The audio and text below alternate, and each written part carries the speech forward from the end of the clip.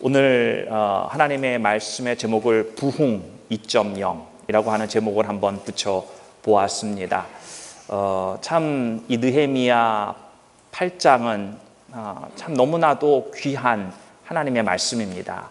성경 66권이 다 귀하고 참 존귀한 말씀인데 저는 이 느헤미야서 8장에 기록되어 있는 성경에서 처음 일어난 이 부흥에 대한 이 기록된 말씀이 정말 이 시대에도 그러한 부흥이 일어나고자 하는 제 마음에 자꾸만 뜨겁게 다가오는 것을 느낍니다. 그래서 제 심령뿐만이 아니라 제가 속한 바로 이 공동체, 바로 이곳에서도 그러한 부흥이 일어나고자 하는 마음이 계속해서 일어나고 있습니다. 역사에 등장하는 진정한 부흥은 두 가지의 강력한 요소를 갖추고 있습니다. 첫 번째는요, 진실된 하나님의 말씀의 선포입니다. 하나님의 말씀이 선포될 때 부흥이 일어나는 첫 번째 요소고요. 두 번째 요소는 무엇이냐면 그 선포된 말씀에 반응하여 움직이는 성도들이 있을 때, 그때 부흥이라고 하는 스파크가 일어난다라고 하는 것입니다. 요거를 우리가 더 줄여서 이야기를 하면 하나님의 말씀이 있어야 되고 또한 하나님의 성도가 있어야 되는 것입니다.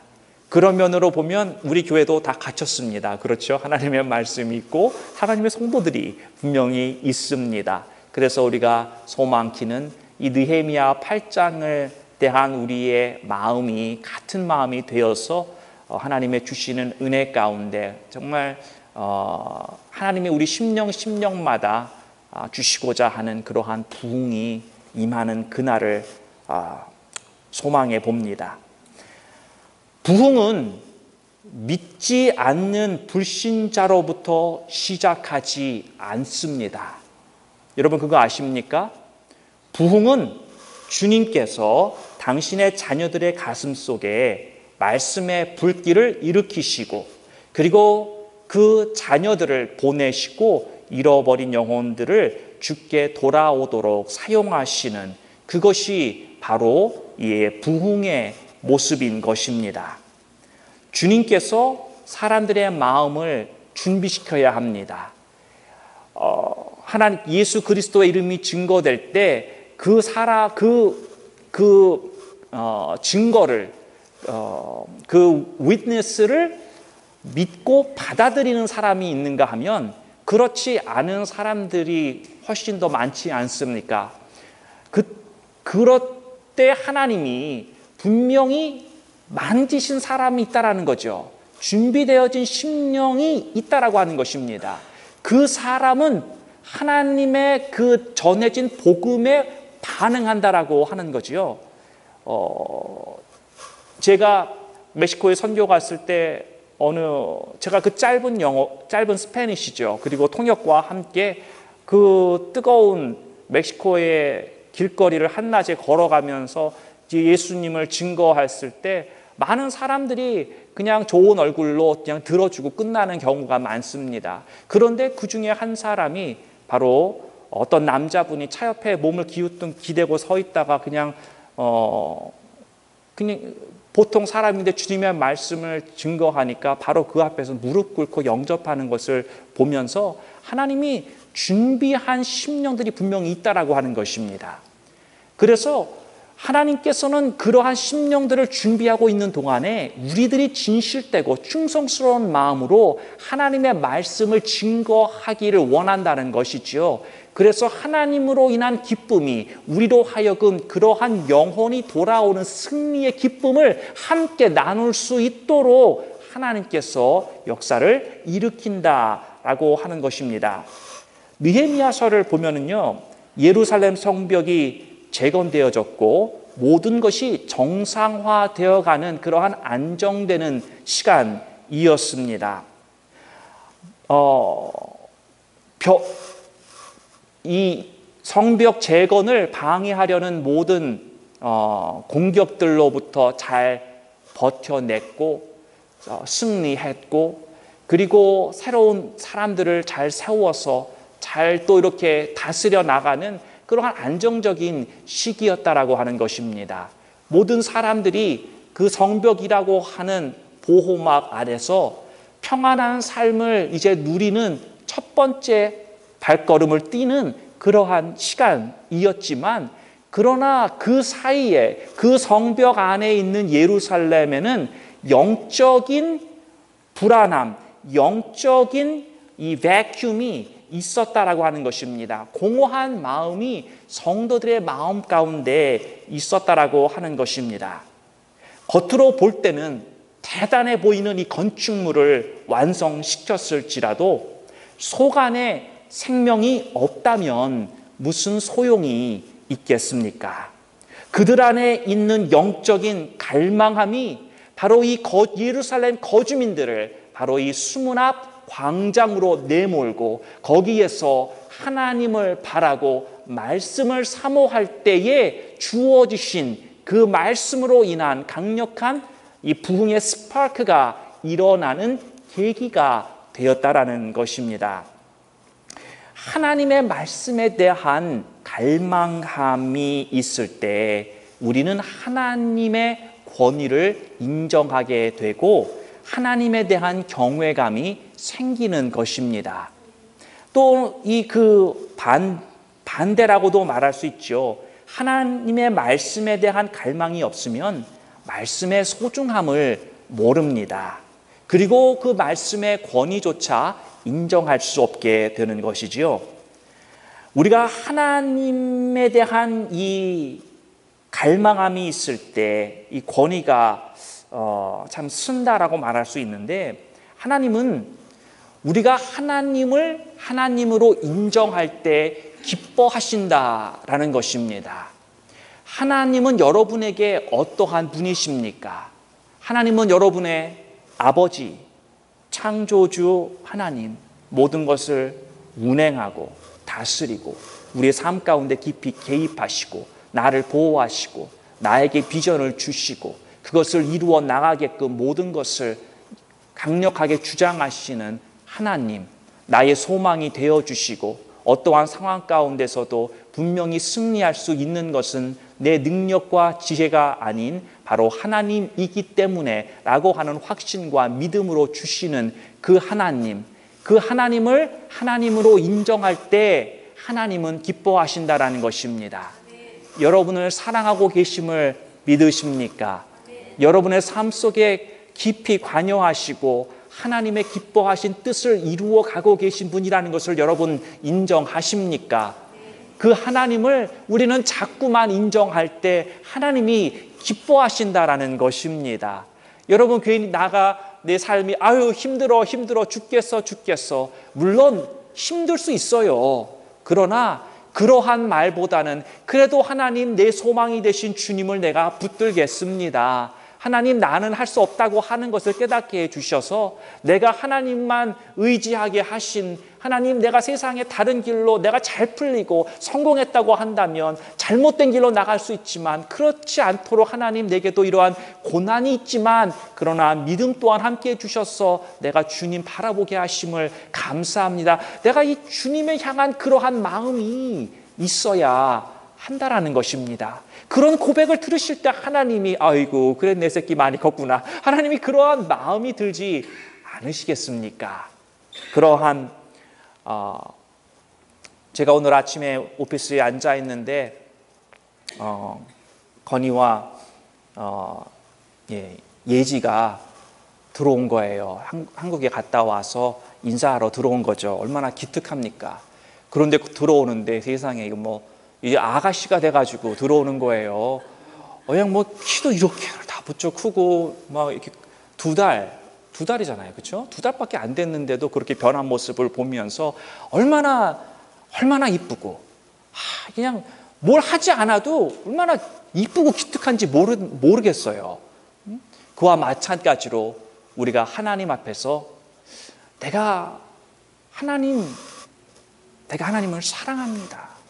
정말 이런 고백을 드릴 때 하나님의 사랑이 내게 너무나도 넘쳐납니다. 이런 고백을 들을 때 하나님이 얼마나 마음이 찡하지 않으실까. 그러니까 우리를 더욱더 안아주시고 우리 하나님께서 우리의 삶을 참 더 포근하게 인도해 주실 줄로 저는 믿습니다. 자, 우리가 이 하나님의 경외감, 많은 사람들이 하나님을 경외한다라는 마음을 가지고 있습니다. 그렇죠? 하나님을 경외하시지요. 하나님을 경외하는 마음이 있으면 경외하는 마음의 표현이 자연적으로 나올 수밖에 없는 거죠.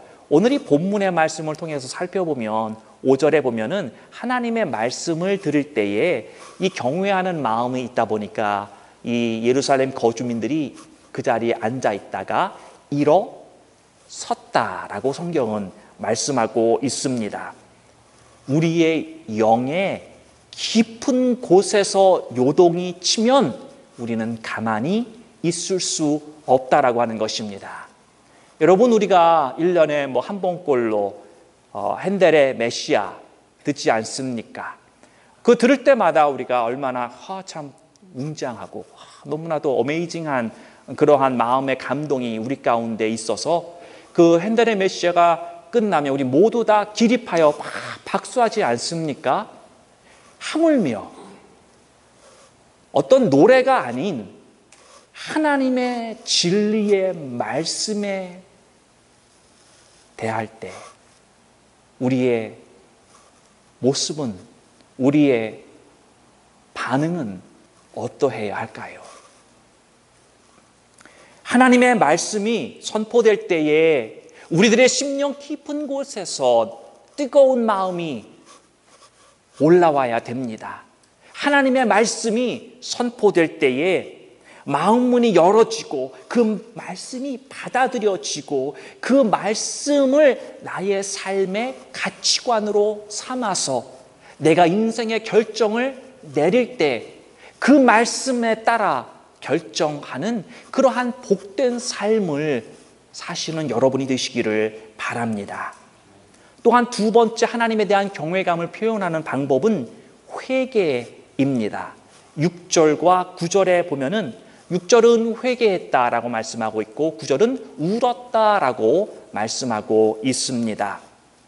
6절에 보면 손을 들고 아멘하고 무엇에 대해 아멘했어요? 하나님의 말씀이 선포될 때 손을 들고 아멘했다라는 것입니다. 동의한다라는 것입니다. 맞다라고 외치는 것입니다. 그것이 또한 그렇게 이루어지기를 소망하는 마음을 담아서 고백하는 것입니다. 그리고 그들이 말뿐만이 아닌 몸을 굽혀 땅에 엎드렸다라고 표현하고 있는 것입니다. 바로 하나님의 거룩하신 말씀 앞에, 그 함께 하시는 하나님 앞에 경배로 그들이 가지고 있는 경외함을 표출하고 있는 것입니다. 하나님의 말씀이 내 가슴 속에 들어오면 두 가지가 나타납니다. 그것은 감동과 기쁨입니다. 하나님이 내가 너를 사랑한다라고 말씀하실 때, 아, 그렇구나. 나를 사랑하시는 분이 계시구나. 내 가족의 사랑보다 훨씬 뛰어나고 변치 않는 우리 창조주 하나님의 사랑이 내게도 있구나 라고 하는 그러한 감동이 내 속 안에 물밀듯이 밀려올 때 기쁨이 흘러 넘치게 되어 있는 것입니다. 여러분, 그러한 감동을 맛보시지 않았습니까? 하나님의 말씀이 여러분에게 주어질 때 여러분의 그 온 마음이, 여러분의 육체가 그 하나님의 말씀 때문에 전율하며 감동의 도가니 가운데 있었지 않습니까? 그 하나님의 말씀의 감동이 있고 난 뒤에 곧 이어서 함께 따라오는 감동이 있으니 그것은 바로 회개입니다. 하나님의 말씀은 그런 거예요.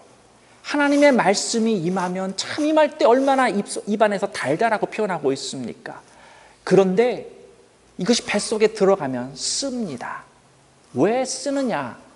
그것은 하나님의 말씀은 나의 모습을 보여주기도 하기 때문인 것입니다.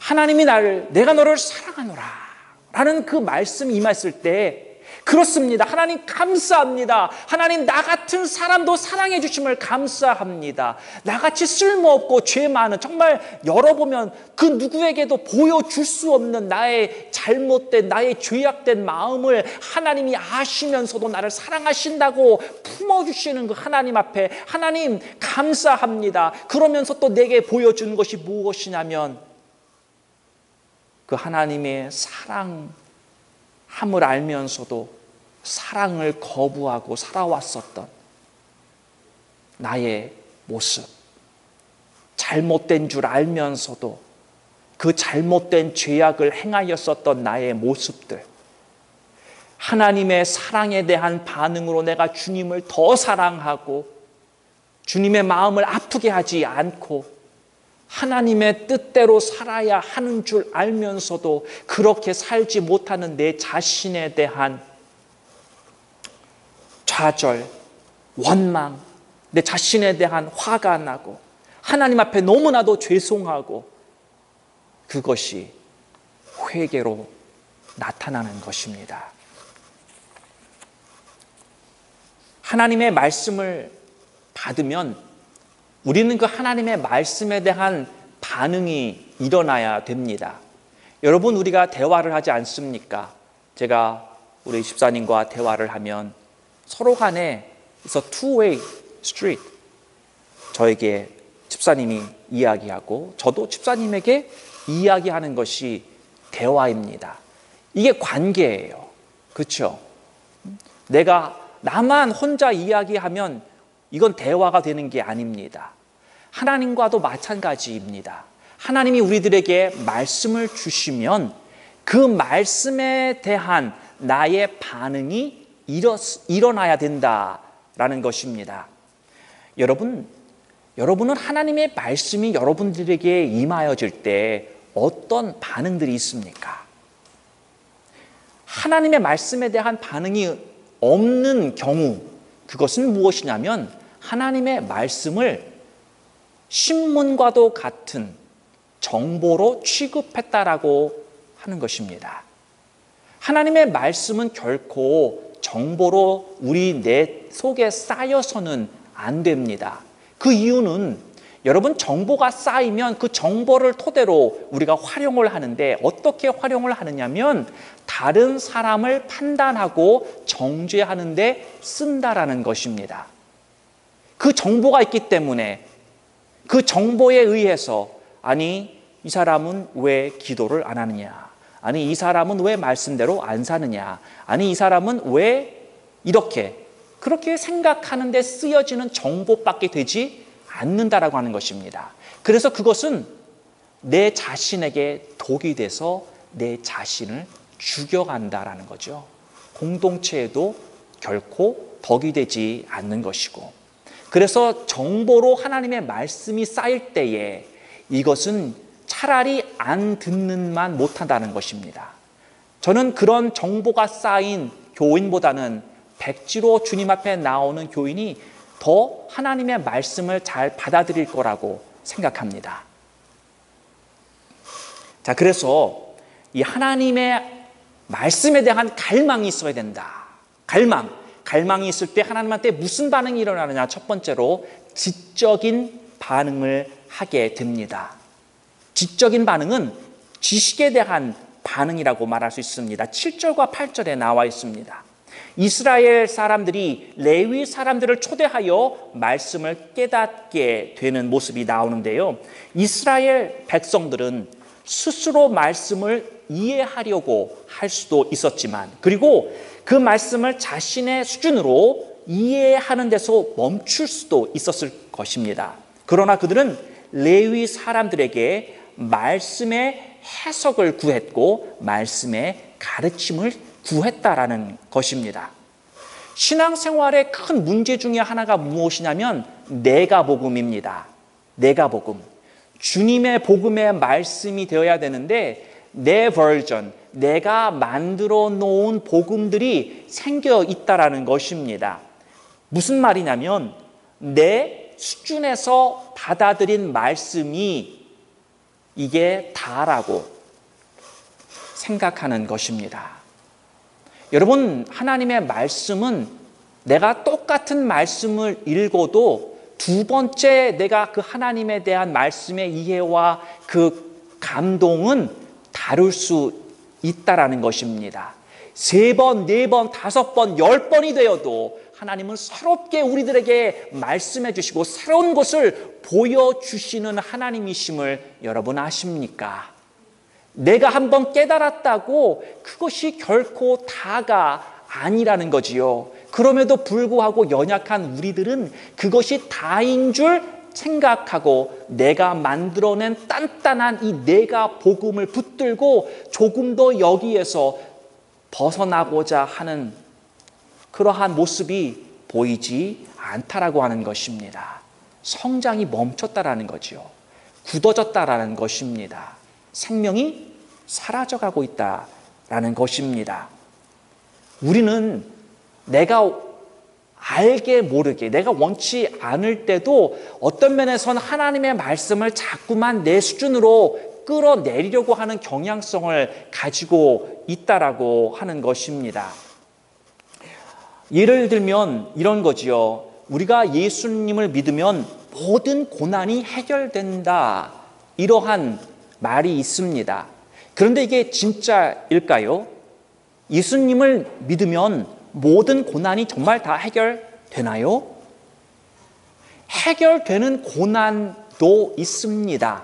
그러나 해결되지 않는 고난도 있습니다. 왜 그럴까요? 내가 아직도 주님을 믿는다고는 하지만 내가 아직도 죄 가운데 살고 있다고 한다면 하나님이 모든 고난을 다 해결해 주시지 않습니다. 내가 주님과 더욱더 올바른 관계가 되기를 원하는 그 마음 가운데서 오늘도 우리가 찬송했던 것처럼 하나님은 나를 정금과도 같은 모습으로 만들어 가고 계시다라는 것입니다. 그래서 지금은 내 모습은 완성된 정금의 모습이 아니라 과정 중이기 때문이다라는 것이죠. 그래서 우리로 하여금 하나님이 알게 해주시는 것입니다. 너는 완성된 finished product가 아니다라는 것이지요. 그래서 내가 예수님을 믿지만 아직도 내 안에 해결되지 않은 죄의 부분에 대해서 하나님께서 그것을 해결하기 위해서 고난을 남겨두고 계시다라는 것입니다. 주님은 말씀하십니다. 너희가 내 이름을 인하여 모든 사람에게 미움을 받을 것이다 라고 말씀하고 계시고, 사도 바울을 통해서도 무릇 그리스도 예수 안에서 경건하게 살고자 하는 자는 핍박을 받으리라. 이러한 어려움이 있을 수 있다는 것입니다.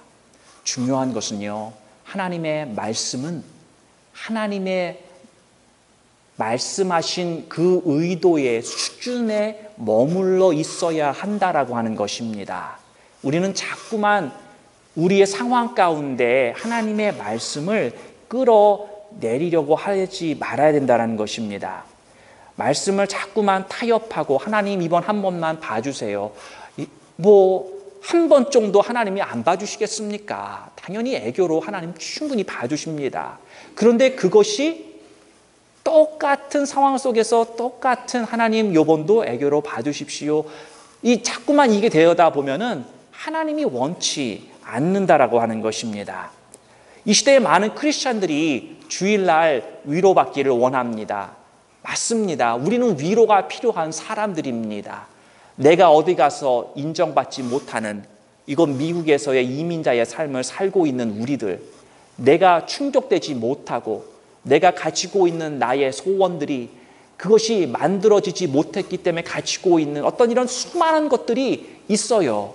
우리는 주님의 위로가 필요한 사람들입니다.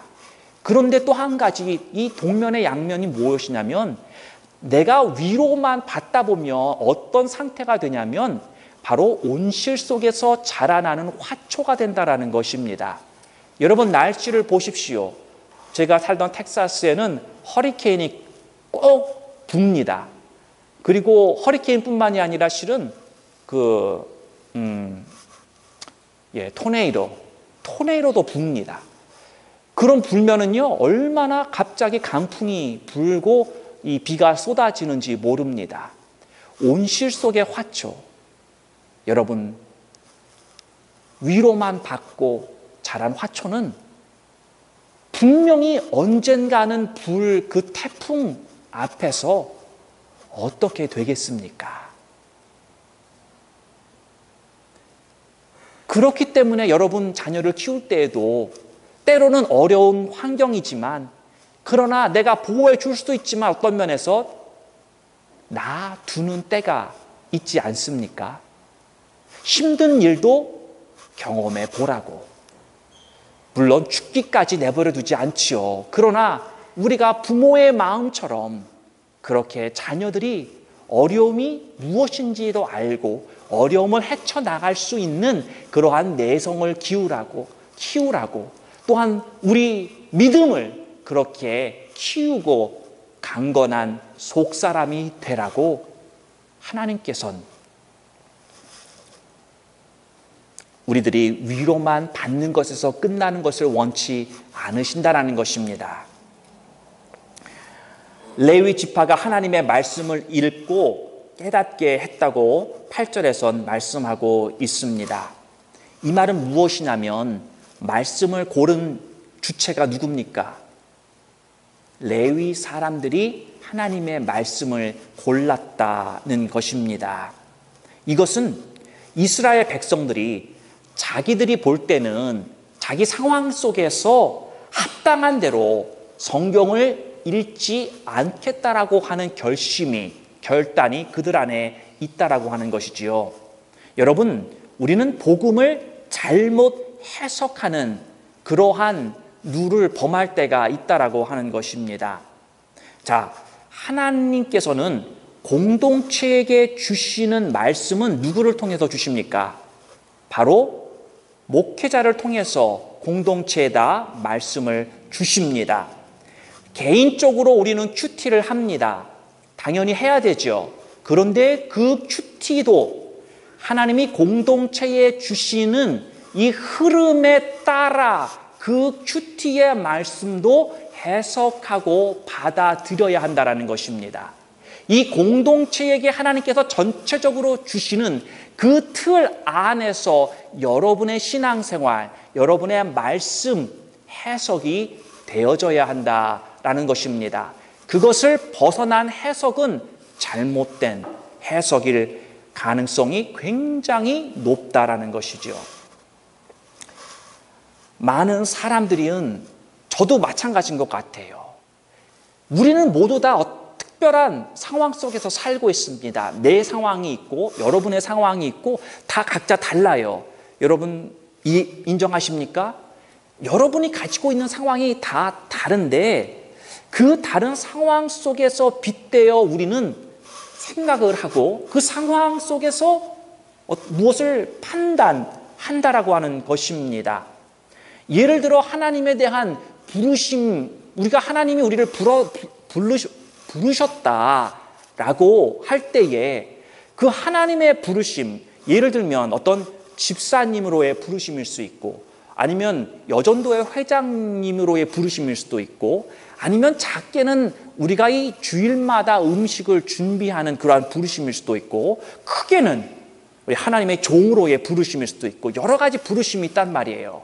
그런데 그 부르심을 우리가 해석하고 받아들이고 반응할 때에 우리는 뭘 보냐면 내 있는 상황을 본다라는 것입니다. 그러니까 예를 들면 이런 거예요. 하나님이 나를 불렀다라고 했을 때 내가 하나님한테 반응하는 거는 이럴 수 있다라는 거죠.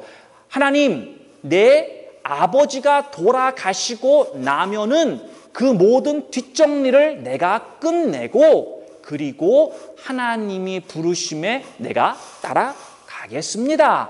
이렇게 그 상황 가운데 반응할 수 있다는 것입니다. 또 어떤 사람은 이렇게 반응할 수 있습니다. 하나님, 내가 정말 이 몰개지만 끝나면 따라가겠습니다. 하나님, 내 자식이 대학 교육이 끝나면 내가 반응하고 따라가겠습니다. 왜 이렇게 말할 수 있죠? 내 상황이 그것이 중요한 상황이기 때문이라는 거죠. 내가 가지고 있는 나의 가치관과 나의 상황들이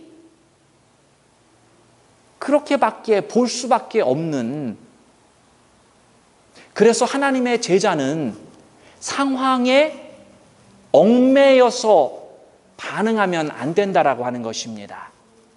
하나님의 제자는요, 이 하나님의 부르심에 곧바로 응답할 수 있어야 한다라는 것입니다. 여러분은 하나님이 부르실 때 어떻게 응답하시고 계십니까? 하나님, 조금만 기다려주세요. 하나님, 아직은 좀 안 된 것 같아요. 하나님, 요거 끝나면요. 하나님, 제가 조금 더 준비되면은요. 우리는 이러한 많은 생각들을 할 수 있습니다. 그리고 목회자된 입장으로 충분히 이해할 수 있습니다. 그러나 모든 타이밍은 하나님의 타이밍이 가장 정확한 줄로 믿습니다. 제자는 예수님의 부르심에 응답합니다. 그 응답하는 것은요, 예수님이 가난한 자를 부자로 만들어 주셔서 나도 언젠가는 그 부자로 살고 싶어 하는 나의 열망이 이루어지기를 원하는 마음으로 주님의 부르심에 응답하는 것이 아니라, 내가 비록 주님을 따라 산다고 하는 것이, 내가 모든 것을 포기해야 된다라고 할지라도 주님이 정말 나를 부르신다고 한다면 그 주님 때문에 그 부르심에 응답한다라는 것입니다. 내가 하고 싶은 것 있고 내가 원하는 것, 그것을 포기해야 한다면 그것까지도 포기하는 것이 제자의 모습이다라는 것입니다.